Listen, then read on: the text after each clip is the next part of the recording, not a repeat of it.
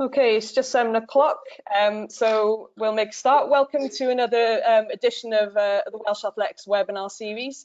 Thanks for joining in on what is in Wales a very sunny evening. I'm Liz Davis. I've been supporting the endurance education and engagement during the lockdown. And tonight again, we're fortunate to have Rob Hawkins with us from Scottish Athletics and from Scotland. And Rob's going to be taking us through part 2 of his webinar on coaching the long distance events. Again, Rob doesn't need any introduction to those of you who attended part 1, but for those of you who are new to the webinar this evening, Rob is a Scottish coach. He leads on the Scotland Marathon project. Rob has a vast coaching experience from club level all the way through to GB international level. And again, from part 1, as you know, most notably coaches both his sons, Callum and Derek, and has coached those guys to quite a high level. So before I hand over to Rob, just a few housekeeping things. Again, you're all on mute. There'll be a Q&A at the end of the presentation. So any questions, pop them in the question box. And any issues technically, obviously just pop those in the chat, and I'll try and get onto them as much as I can. Okay, so without further ado, I'll hand over to Rob, and he'll take you through a second part of his talk. That's great. Thanks, Liz, and thanks everyone again for tuning in. It's not just as sunny or just as warm in Scotland, but for a Scottish person, it feels like about 300 degrees. Anyway, tonight, quick apology. I've put far too many slides on, as I usually do, so I'll crack on as quickly as I can. Initially, the main theme of it is training for the marathon, but what I wanted to do first was kind of pick up on where we kind of left off last week. Those that were in attendance, I took you through the boys' journey from junior athlete to senior athlete, and kind of stopped short just before they went to the marathon. So I just wanted to go through their route into the marathon, because it is a question and a topic that comes up quite regularly with them, because they both started the marathon at quite a young age. So Derek, if you look at the left-hand side of the screen, that's where we were in spring 2011, and there's some of the factors that were in play at this particular time. It was 3 years to the Glasgow Commonwealth Games. Although he was a senior GB cross-country international, his track times were pretty poor. And, you know, and particularly for the 10K, he was about a minute and a half slower than where he needed to be for getting to the Commonwealth Games at the 10,000. Kind of improved things into spring 2012. Things were ticking along back in Europe cross team and under 23s, senior Scottish cross country champion, won the home countries as well. His road times were coming down. Improved his road 10kp by 48 seconds, even though it should have been faster, but he did a bit of pace judgment issues that day, and he debuted at the half marathon. For us, the big goal of 2012 was the Olympic trial 10k in Birmingham, and that's where we're hopefully going to lay a marker down for a qualifying time and figure out, or get as close as we could to what we thought was going to be the qualifier for Glasgow. What actually happened was, I got food poisoning 2 weeks out from the trial, and the symptoms lasted for 10 days. It wasn't nice, it wasn't pretty. Tanked at the Olympic trials, 30:47. He was over a minute slower than his road 10kp and nearly 2 minutes slower than the Common Games qualifying standard. And for any of the parents that are sitting in the audience tonight, we had one of those journeys on the way home from Birmingham. You either have quite an argumentative one, or you have a totally silent one, or you go into a bit of a review process. So this was a review process. Essentially, it was a very quiet race programme, July and August, due to the Olympic Games. There were no more track 10Ks available. And if anybody's thinking of targeting the track or 10K on the track, that's something you really need to think about. There aren't many. So it requires a lot of planning. And it was a long gap until the winter season starts. Basically, the season's finished in June. There's nothing else for them to do. So we had to think about something. So some bright spark sitting in the driver's seat said, why don't you try a marathon? What is there to lose? So off we went to Frankfurt, and he managed to do a 2:14.04 debut, aged 23. There's a few issues en route to that, and I'm kind of glossing over them, but it's worth a presentation in itself. In order to do that, he needed a bigger jump in mileage than I would normally put in. He was, at that time, even though he was a senior international, he was still bubbling away about 80 miles a week, which is nowhere near good, enough for what he had to do for the marathon. He was coached by someone else. I wasn't coaching him, but after the chat, he wanted me to coach him for the marathon, so I had to sort that one out. And I was essentially the lack of coaching knowledge at that point. I'd never coached a marathon in my life, and if you remember from last week's presentation, I always like to be one step ahead of the athlete. So I really had to get my finger out and do a lot of research in double quick time. So essentially there was no great plan to move to the marathon. It all just happened by circumstance and chance. And once you get onto the marathon merry-go-round, it's very, very difficult to get back off it again. So Callum, that's a big slide. Essentially, 2014, he was a Commonwealth Games athlete, 5th place Euro cross country, and bubbling along quite nicely on the comeback trail from quite a serious injury.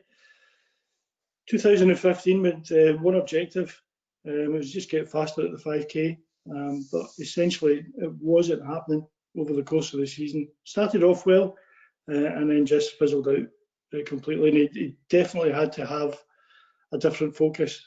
So again, based on the experience we had with Derek, we decided, why don't we try the marathon? See where we go. Ultimately, it was always a long-term game, a goal for him to go to the marathon, but not quite as early as that. But essentially, I think for both boys, based on what Paula Ratcliffe had been saying, my thinking was, if you go to the marathon and do one, you have all that background work. If it doesn't go well, that it'll always be put to good use for the 10K, if that's what you decide to do and stay down. So put all that in place, and he did a 2:12.17, and it just so happened to be an Olympic qualifier at the time, and that just changed everything for Callum at that point. You're not going to give up the chance to go to the Olympics, so he decided to embark on his marathon, basically embark on a marathon career at that point, and the rest is history, as they say. So that's a quick whistle-stop tour of how the boys managed to get to the marathon. And again, there was no great plan there. Ultimately, they would have gone to the marathon. They just went a little bit quicker. And I suppose it's back to a point I made last week. It was about seizing your opportunities at the time. Things weren't going particularly well. We saw an opportunity to do something. We took it, and it worked out really well. So back to the task at hand, training for the marathon, and I have kind of focused on solely the marathon, not the half, but my approach to the half is just the same. It's just a bit of a tweak here and there. The blocks are the same, the focuses are the same, it just moves up and down the aerobic profile a little bit. But I'm happy to take questions offline on this for the half if anybody wants to do so after. So these are my main influences. These are the books I managed to get by looking at Derek for Frankfurt. One on the left, the green one is Renata Canova's book. You can get that from the IAAF. If you look hard enough, it's quite a hard book to find. We'll post it all the way from Monaco for you if you want. The middle one is Advanced Marathon by Pete Fitzinger, I think his name is. Again, it's not as in-depth, it's more a kind of first-time marathon runner's book, but there's a few nuggets of information in there that I still use in terms of programming mileage, etc. And then there's the Daniels running formula at the end. And that's particularly good for sessions and for training paces based on where you are in terms of your personal best. says it all, really. I genuinely believe that the marathon, along with the 800, is one of the most difficult events to coach or train for, and it's primarily due to the individual differences in each athlete. If you think about the 800, you can come at it from a 400, 800 perspective from the speed end, or you come at it from the 1500 metre end, more on the endurance end. And it's the same for the marathon. You know, you've got guys that can run 3:28 for the 1500, able to run 2:5 for the marathon. So there's a whole mishmash of individuals in that race. And the key is finding out what makes each individual athlete tick. So there should have been a thing on there. I don't know where it's gone. Two types of marathon runner. Essentially, you've got your enduring marathon runner and you've got your fast marathon runner. This is not boding well of the rest of these slides, because there's a whole stack of information that might fall off. So these are the key differences. I don't know if that's coming out well, so we can go through them. A lot of that will be common sense. You know, your fast athletes are just faster. They've got more fast twitch fibres than the slow twitch boys. The second bottom point, they prefers long distance races as a junior athlete, and participates in half marathon races at an early age, has a flatter stride, as opposed to the fast athlete who be a little bit faster, a little bit shorter distance as a junior, and is probably a bouncier stride as well. So you have a look later on offline. As I say, the key for me for the boys, when we were looking back on the junior career, both of them had fairly inefficient lactate systems. Any kind of lactic work just killed them, and they still struggle with it.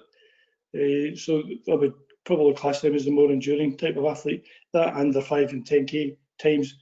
If you are familiar with the Daniels tables and you draw a line from Callum's half marathon across, you'll see his 5k and 10k times are nowhere near what it should be compared to that, compared to his half marathon time.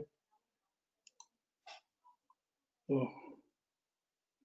Liz, could you cut in here? Can that be seen okay?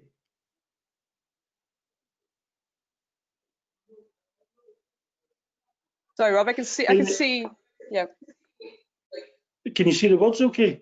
Because it was. No, they're really small. Sadly, just might have to talk around them. And what we'll do, guys, if everybody tuning in, is if Rob talks around the slide, because he'll see it, and what we'll do then is we'll send out the slide, send out the slides later on. So I'm not sure how we'd get around it. Is there any? I can't actually see it either. It's fine. Let me have a look here.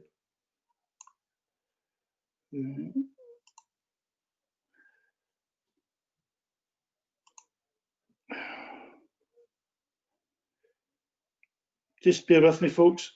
I'm trying to, me and my new iPad are not quite synced yet.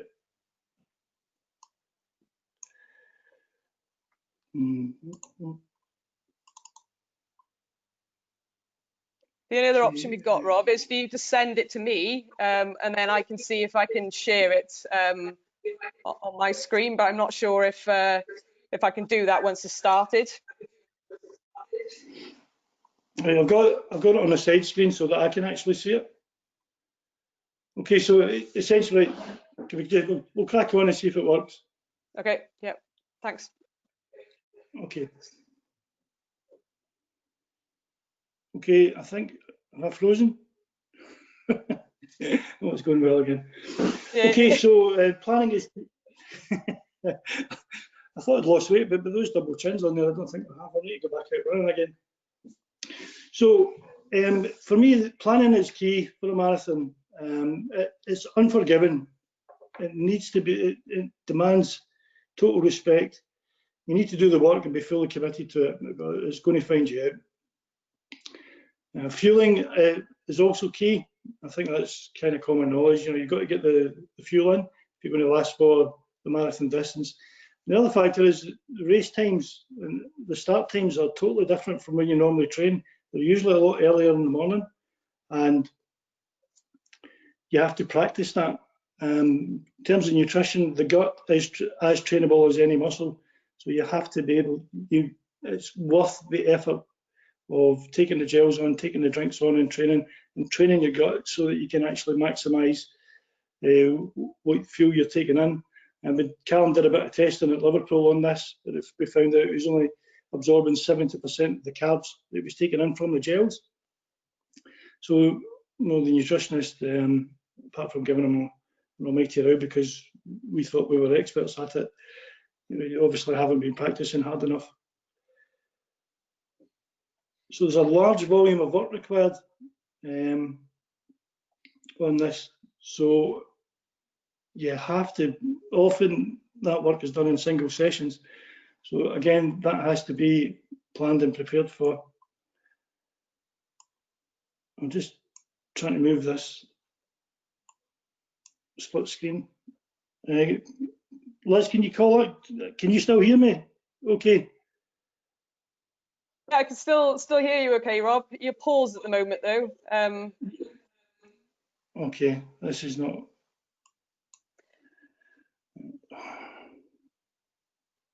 I say if everybody's happy to hang on, potentially, I could, if you send the presentation over to me, I can then see if I can share it on my screen. It would just take a few minutes to do that. So if everybody can be patient, Yeah, I don't know what's happened here. It was working fine on the actual screen itself.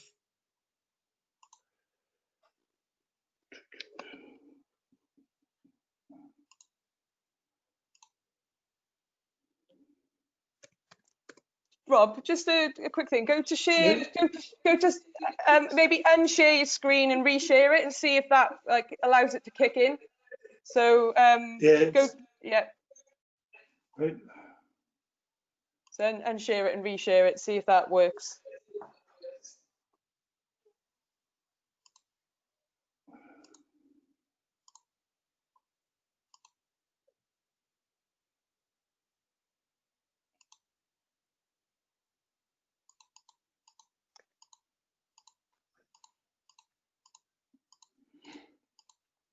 No, it must have been the. I thought it was being really quite fancy and putting the boxes in. Obviously, it's not worked that well. Right. So I should have sent that. Should be sent to you. Liz. Okay. Bear with guys. Thanks for your patience on this a second. We'll try and get it all up and running as soon as we can. Okay. I'll just turn my webcam off a minute.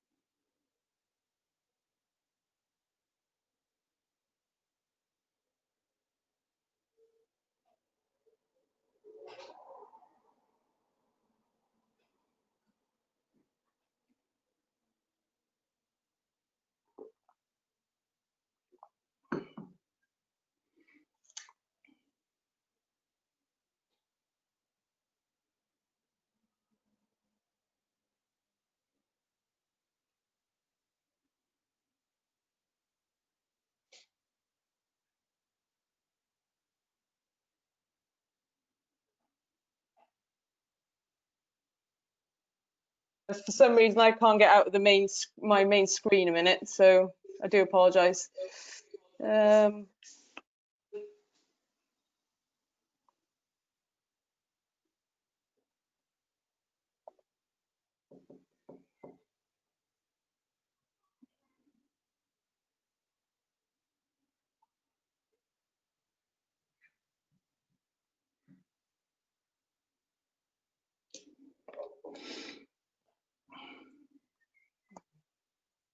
Oh, there we go. There we go. Right. Okay. Sorry, guys.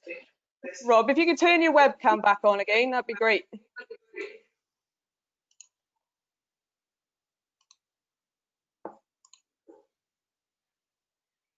Just go into there. There we are. Right. So just go into my email in a minute.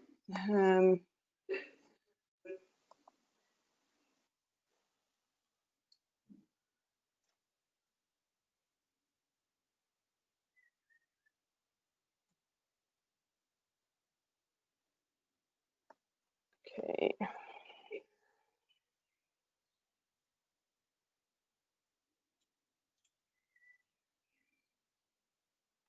Right. Can somebody just in the chat say if they can see the screen?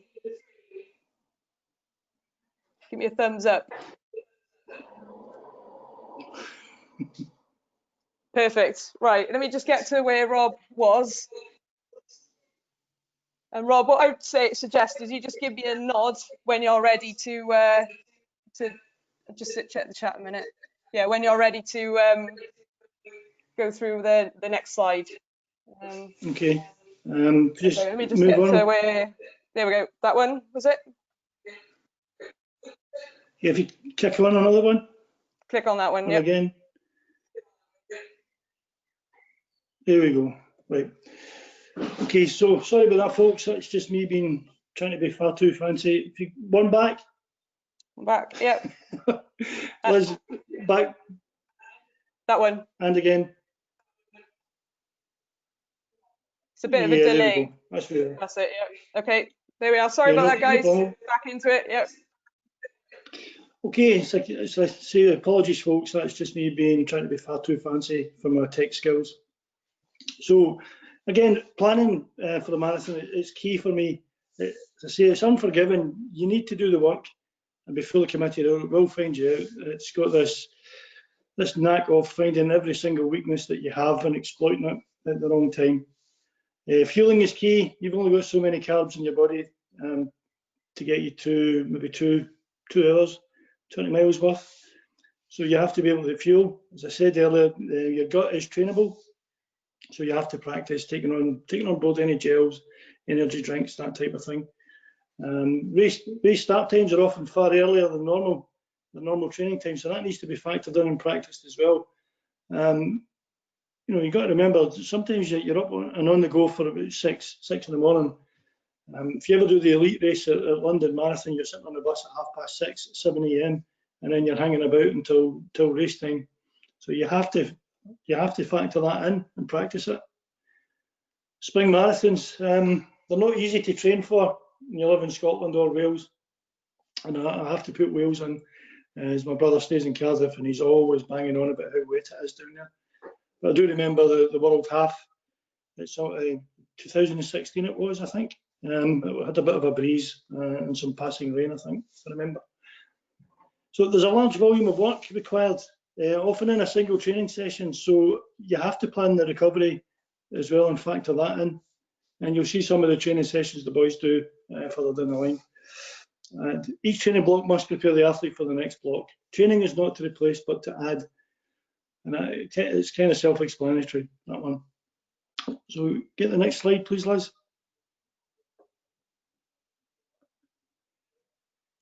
Okay, so I'm a big fan of Canova, that small green book that you saw at the start. So essentially it's got 4 phases. General preparation, 6 to 8 weeks. And what he calls fundamental preparation is 8 to 10 weeks. Specific prep, 6 to 8 weeks, and then the taper. So you're looking at 22 to 27 weeks of training for a marathon in an ideal world. As I say, you only get to do 2 marathons a year, tops, I would say. So it demands your full attention, and it demands that you do it right. It's not like a 1500 where you have a bad race and you can come back out and do one next week, or you can change the plan and get another one done in the next month or so. You do a marathon, you're 4 weeks recovery, and you're not doing another one for another 4 months, 5 months. So you only do 2. So it's essential that you get the planning right. Move on, Liz.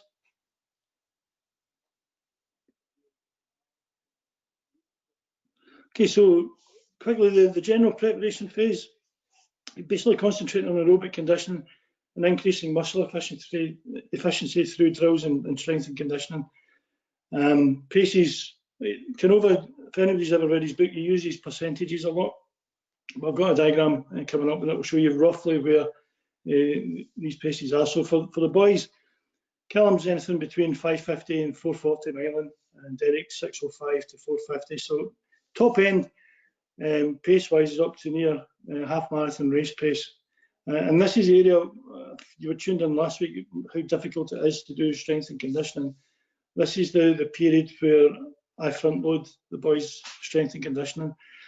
In terms of intensity, this block isn't particularly heavy, so we can load up a bit more on the strength and conditioning, which we then move in to more of a maintenance mode as the programme goes further along. And we do lots of running drills on this point as well. I'm just trying to keep that running technique and everything moving to maintain that. Move on, Liz.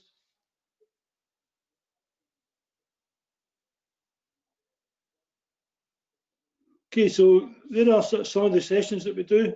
Some of the wording is straight from Canova, so I haven't really changed it too much. And he is a bit, it's just different. So favourites, this is basically like a big giant recipe book or a menu in a restaurant. We don't do all of these sessions. It's impossible to do all of them. You don't have enough time for a start. So it's really just about picking the ones that make your athlete tick. So essentially we really just stay on the left-hand side. Lots of progressive runs, both medium paced and fast. Lots of basically big, you could call it a big long tempo. It's not quite tempo speed, but it's just a big long continuous paced run. And then your long run. We haven't got around to doing long runs with intervals yet. Haven't done that. And I'm a big fan of the continuous rolling hill run. It's just a hilly run. Just basically work slightly harder on the way up and keep the pace on the way back down on the other side. I think that's essentially it's free strength and conditioning for your athletes. You get a lot of leg strength on the downhill, which you will require for the marathon. So move on, please, Liz.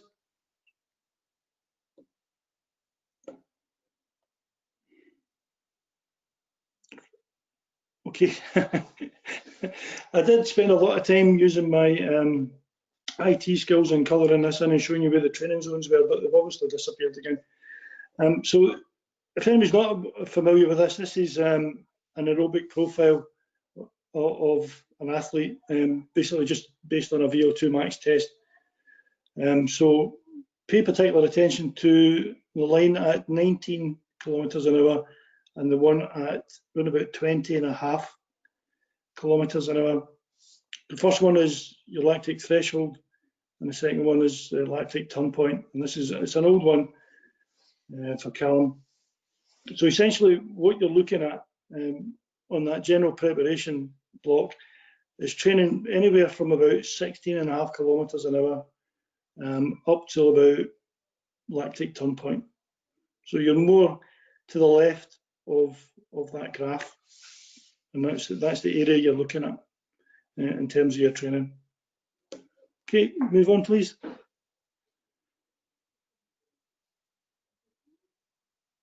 Okay, the next block, fundamental preparation. You're basically just getting 5K, 10K, half marathon fit. But you have to maintain all the stuff that's gone before. So your paces are anything up to what he calls 112% of marathon pace. For Callum, that's anywhere in between 552 and 418, and Derek 605 to 420. So your top end of your sessions are, excuse me, up to 5K race pace. Next slide, please, Liz.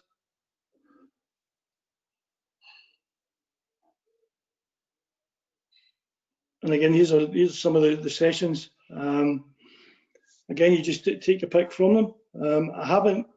We do a lot of, but these are now what you would probably call tempo runs. So fast getting in and progressive. I think Callum gets a lot of bang for his buck on a progressive run. Just gradually increase the pace every mile. You set your targets and off you go. Long intervals, we don't really do much in this phase. I think this is the phase we normally go to altitude for as well. So doing big long intervals up at altitude are not easy. So we kind of, stay down more or less in the short, what he calls short intervals, Ks to 3,000 meters distance. Do a lot of mile reps, tempo miles, progressives, continuous runs. We toyed with the continuous uphill run on the treadmill just the other week there. And Callum thoroughly enjoyed that one, I have to say. There's a few choice words directed in my direction after that one. And the mixed intervals as well. Sometimes it's just a bit of variety, just mix the distances up and get them up and down paces. But essentially, for me, this phase is all about getting 5K, 10K, half marathon fit, just getting them fast. So move that one on, please, Liz.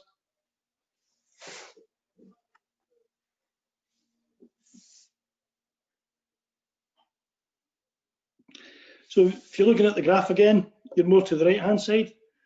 So you're really anything from about 20K onwards, right the way up to about 22.5K. So it's that side of the athlete's profile that you're primarily working on. Bearing in mind you have to keep on top of or maintain everything that's gone before. And your long run usually does that anyway.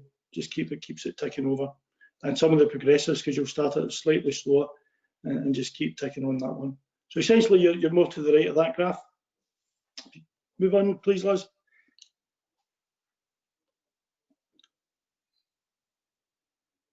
Okay, this is the nuts and bolts. This is basically specific preparation marathon. So you're building on everything that's gone before and focusing work in and around target marathon pace and trying to maintain everything else. So you're essentially in and around between 95 to 103% of marathon pace. So for Callum, the main training zone is 512 to 444 miling, Derek 520 to 455. So you're basically either side of marathon pace. Essentially what you're trying to do is get that lactate threshold over to the right. Some people say you can drag it up by running faster. Other people, you nudge it up from working underneath it.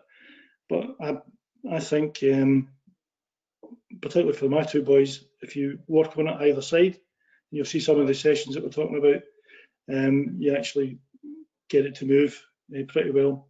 So you get the occasional session at 5K pace. It's usually part of a race taper. So if you've got a race in the middle of your marathon block, with a half marathon or something, we'll slide in a 5K race pace session just to get the legs spinning a bit. Okay, move that one on, Liz.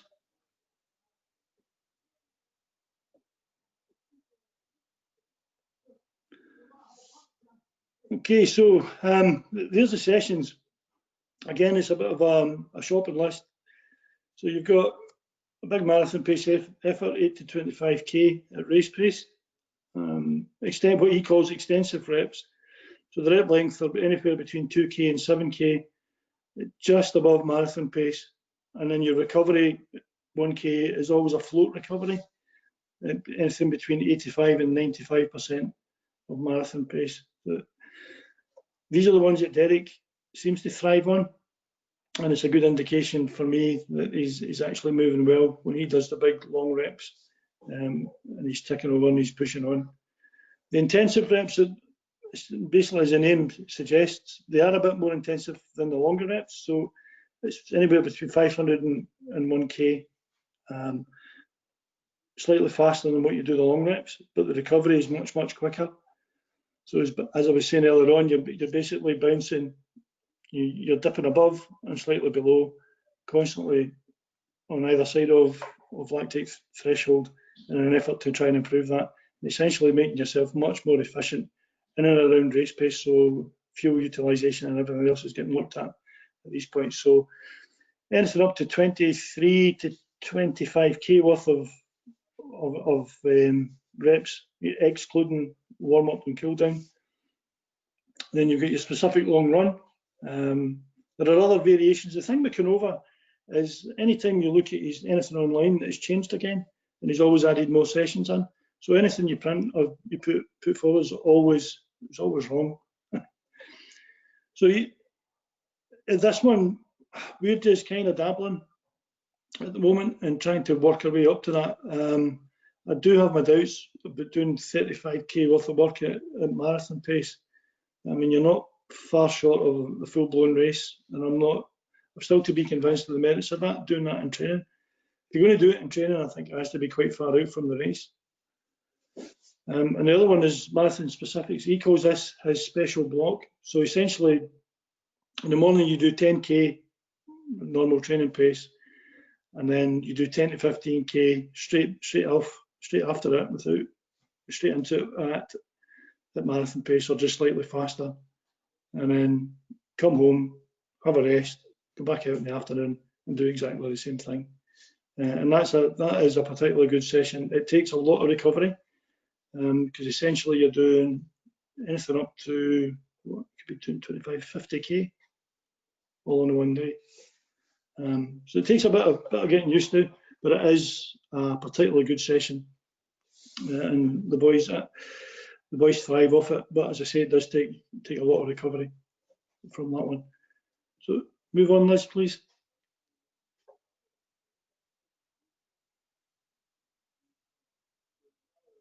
So back to the graph again.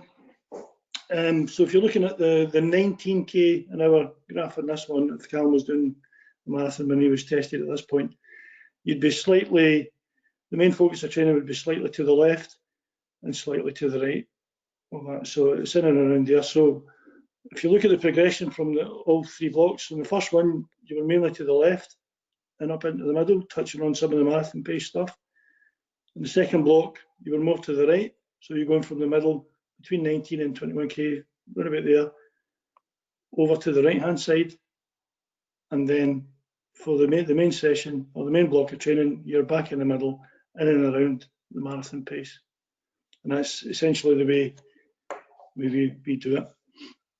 So move on, please, Liz.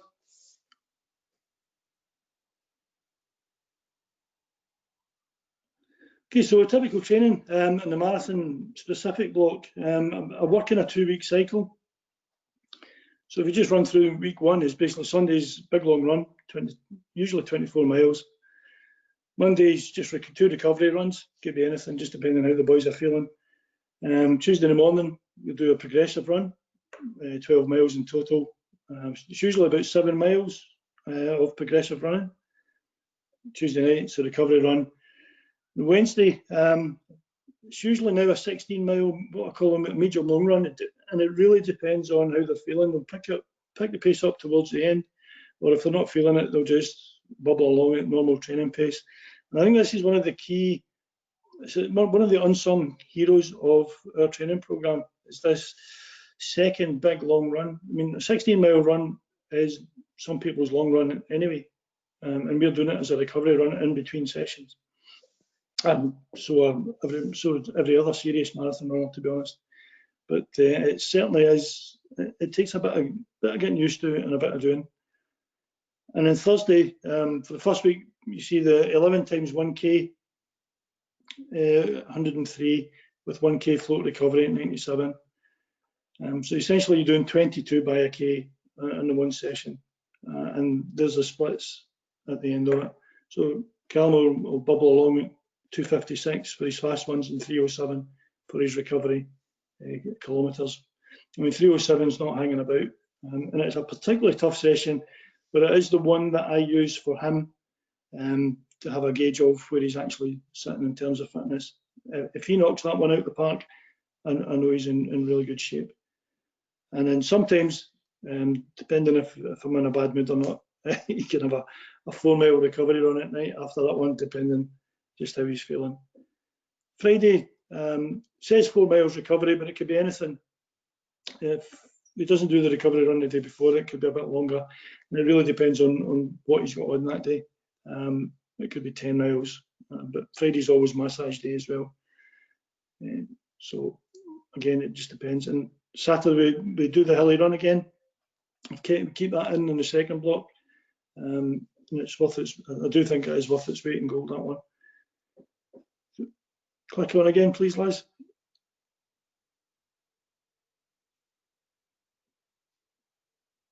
Okay, week 2. Normally, most of my sessions are Canova based, but the Sunday session is one I stole from Daniel's. I think it's quite good for championship style racing. So essentially you're doing 24 miles.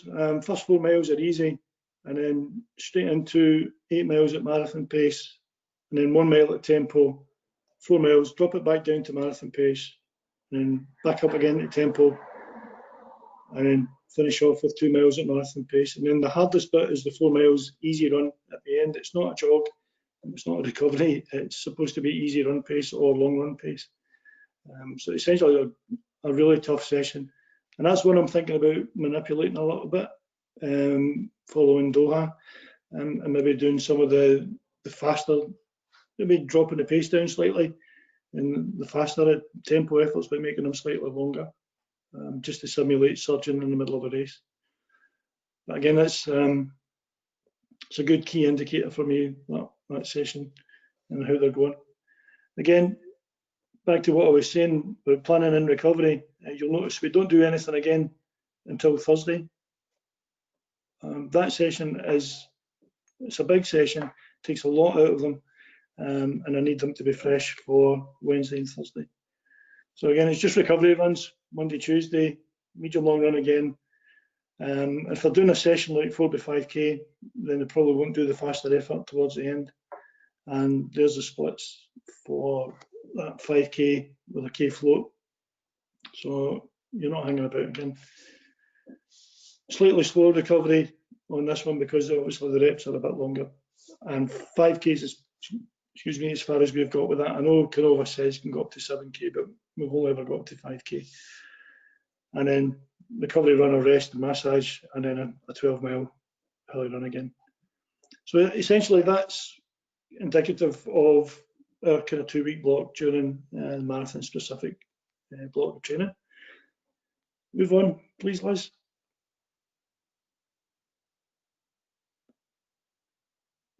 Again, somebody said, how do you organise your mileage? Well, essentially that's what we do. 22 weeks worth of training. Callum, this is from this year's, or Doha's block of training, topped out at 130 miles a week. But I have to say, it's taken since 2015 to get to 130 miles a week. We haven't always been there. If we had gone to that point earlier, he wouldn't be running at the moment, and he'd be broken in line somewhere. It's taken a long, long time to build up to that.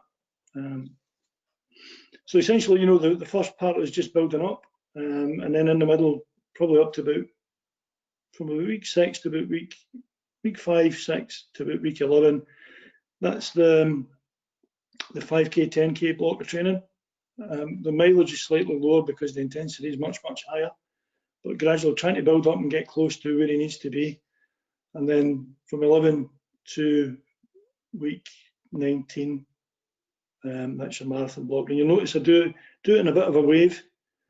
What I found is if you keep banging out 130 miles a week, they don't last very long. So what I try and do is just bring it down. So you do 1 week at 130 and then drop down 5 miles, drop down another 5, back up. And where the sessions don't get any smaller, it's just all the other running round about it. The recovery runs get a bit smaller, a bit shorter, just to give them a bit of a break. So you top out, when you see you're doing 130 miles a week, you're only doing it for 4 weeks out of that training block, and then you'll see the drop off down at the end as you taper in towards the big race. Move it on, please, Liz. Okay, taper. It's hard to get it right, and it's very much dependent on the individual. I've had both boys on the same taper and both been ready to go a week out from the race. So as they get older and as they get more experienced, marathons, and as they build up more mileage, they don't need as much of a taper. So it's a constantly moving issue, and it's hard. It's very, very difficult to actually say to someone, you know, he's the ideal taper. We've got it right a couple of times. Sometimes we've got it wrong. We've had to drop in another harder session just to keep everything on an even keel. So 2 to 3 weeks considered optimum for the taper.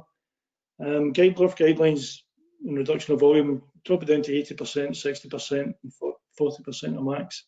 But keep some of the intensity in there. Don't let them run riot and go faster because they've got so much energy, but you still have to keep ticking over with some of the race pace stuff. But it can result in detraining. We've had that.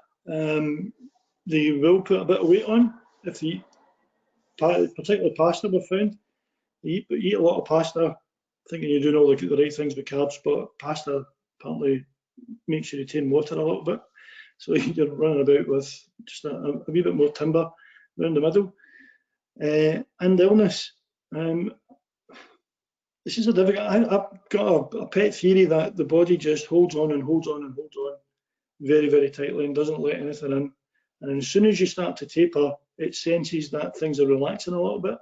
So it relaxes a little bit, and then all the germs come in, and you end up ill. And it's almost every single taper, one of them's picked up a sniffle or something.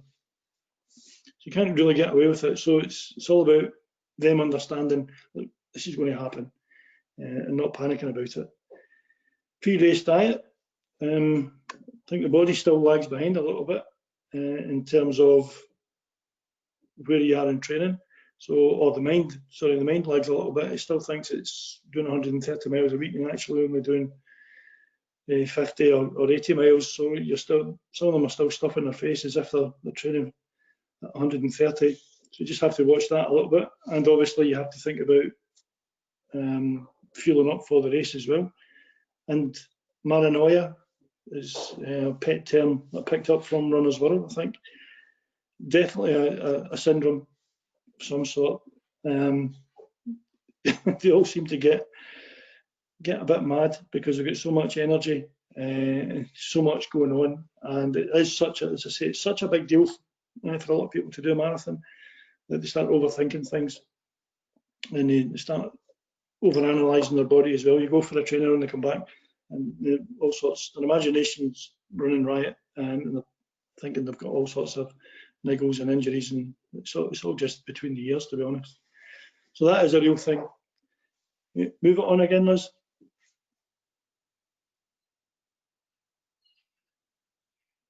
Okay, so why do we do it this way? If you go back to the actual training, essentially, you know, for a classic race, you would get your base work and progressively get faster. So all your faster work's done right at the very end. The marathon, you're doing at the slow end, and then at the fast end, and then working in the middle. So it's unlike the direct. This is from Steve Magnus. The direct endurance support is actually a pace that's faster than marathon pace. So if you're thinking about a 5K, all the support paces are slower. But for the marathon, actually, you can't get any slower than marathon, so everything is faster. So the half marathon or lactic turn point, that second line that was sitting about 20.5k an hour, that serves as direct support for the marathon. Increases our high end aerobic abilities and it sets the stage for increasing specific marathon speed. So if you just bear that in mind, that's sitting at whatever point you get it to. Move it on, Liz.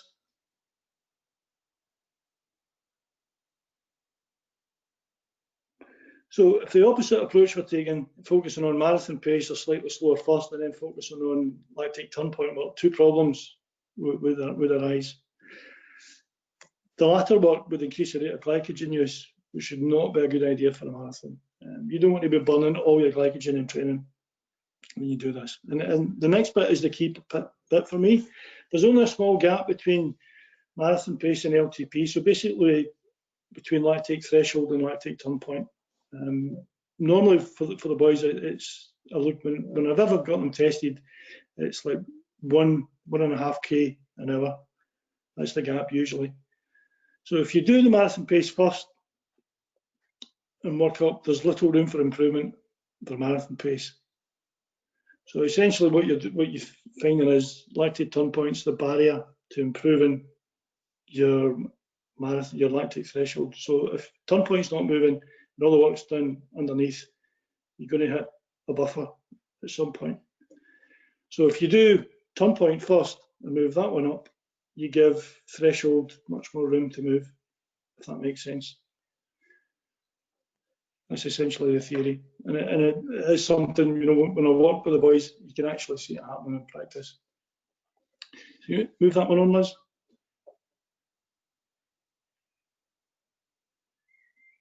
Okay, another question that comes up with preparation races and the warm-up. So all the early races are done as marathon-specific sessions. As you look at Callum's power of 10 profile, you'll notice he doesn't race very often now. And that is just purely down to the fact that it's difficult to fit them all in when you're doing a marathon work. We try to get a full out. When I started off doing the marathon work, the half marathon around 6 weeks out was supposed to be a full out effort and a gauge, but very quickly you learn that if you're doing a half marathon in the middle of marathon work, it never goes as well as you think it's going to go. You're always slightly shorter than where you should be. Too many times, the other part of this is probably around the taper. If you're going to do a full out half marathon effort, then you probably need to taper properly. And both every time I've done a half marathon effort about 6 weeks out, I found that on the following Tuesday or Wednesday is when they should have been racing because the taper's been wrong. But the thing for me is if you taper properly for a half marathon, you're losing valuable work for the marathon. So we've kind of come to we'll do a mini taper and we'll just accept the result, whatever it is. Callum went to Lisbon last year, 2019, and absolutely tanked. And then 6 weeks later on, 2:8:14. So you can never tell from it. It's just, you have to just accept what comes on the day. 10K, 2 to 3 weeks out, just train through. Don't use that one as often as we used to. That was a staple from back when we first started. So it's basically used as a 10K specific session. So it was used as a kind of maintenance session for block 2, just to take these things over. And the last point there is you can have a format, and here's my ideal races, but don't stick rigidly to it. Sometimes you just have to go with what's available, particularly if you're doing an autumn marathon, because trying to find races September, August time, they're almost non-existent. Okay, move that one on.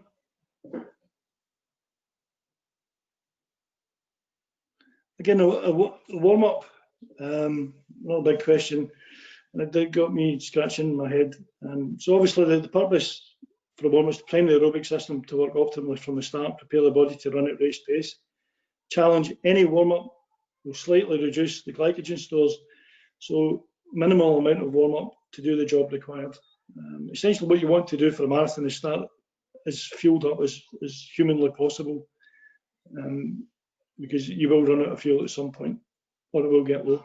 So move that one on, please, Liz. So this is what we come up with. Again, this is from the Advanced Marathon Running book, the Fitzinger book.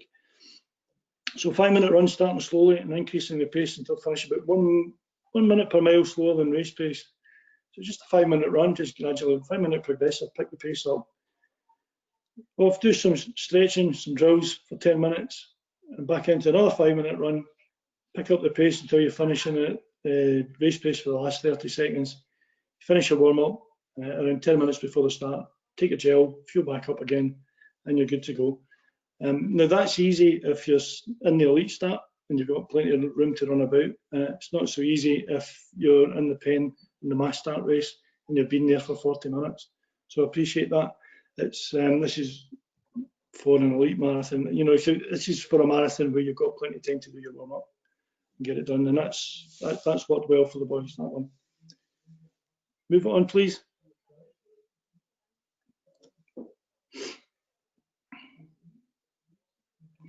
So common problems, not enough time to fit everything in. As you can see, showed you by the number of sessions, it's basically a menu and take your pick from it.